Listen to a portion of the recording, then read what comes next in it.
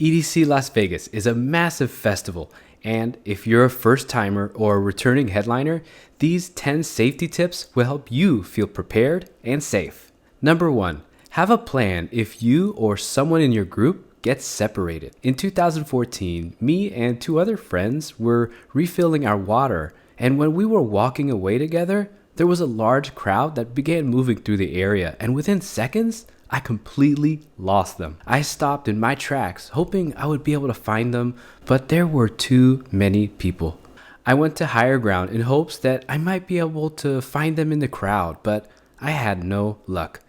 If we had communicated a plan in advance for when one of us got separated, we could have all met back up. If you're going with a small group or even just your partner, designate a meeting spot and go there if you get separated. Good meeting points include VIP entrances, medical tents, or lockers. At EDC, it's not just people that might get lost. Number 2, secure your belongings. Instead of keeping your wallet and your phone in your pockets, use a crossbody bag or a fanny pack to keep your belongings safe and close to minimize the chance of theft. You can use a simple bag like this one here. Mrs. Tour Guide got this one from Lululemon.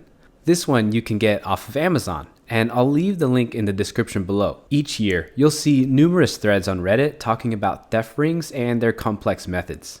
If you're going to be high or drunk, having all your stuff in a bag close to your chest will give you peace of mind to rave all night long. And try to remember to keep your phone in the bag and never in your back pocket where someone can easily grab it.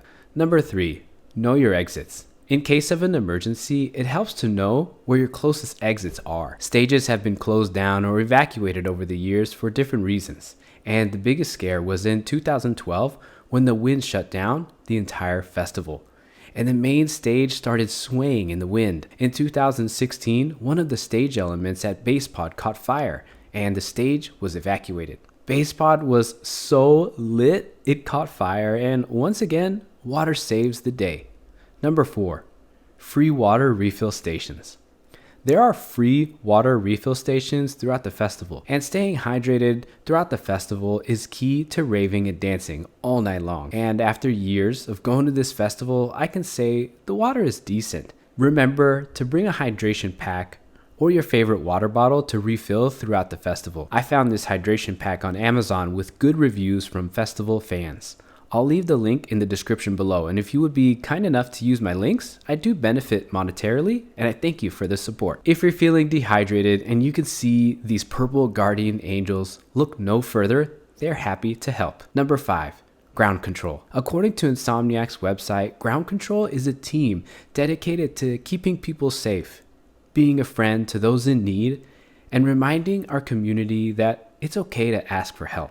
In my experience, they've tapped on my shoulder and checked on me when I was laying down on the grass at Cosmic Meadow. If you or someone you know is in need of help, ground control will be able to help.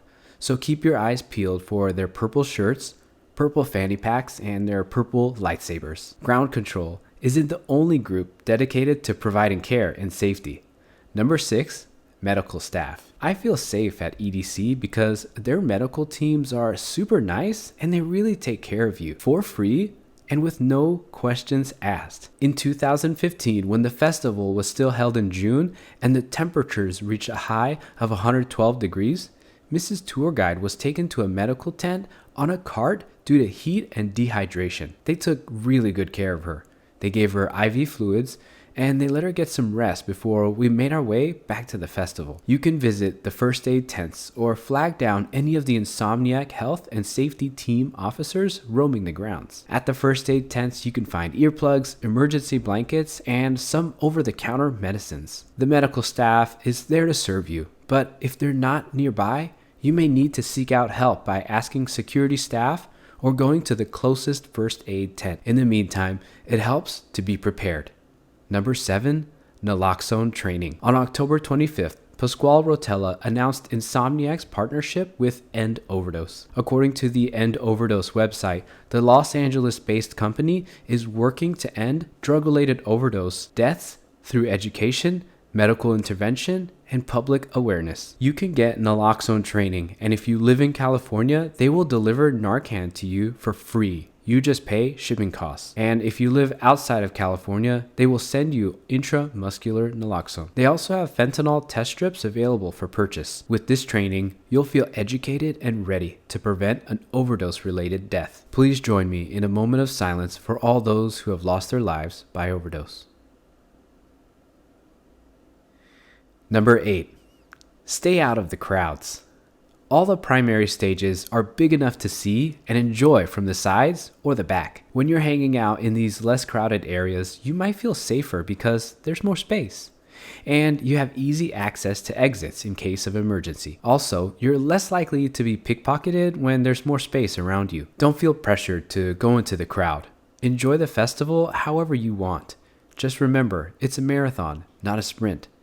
That's why you'll need these. Number 9, take breaks. The festival is massive and can be overwhelming for first-timers. In between stages, you'll find different areas to hang out and chill in between your activities. Taking breaks can help, especially if you or a friend is not feeling well.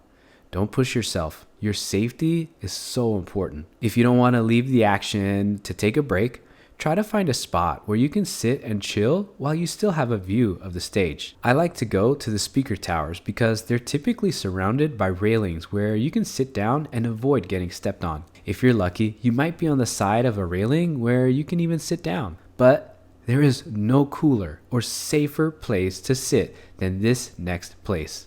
For our final safety tip for EDC Las Vegas, number 10, the Oasis.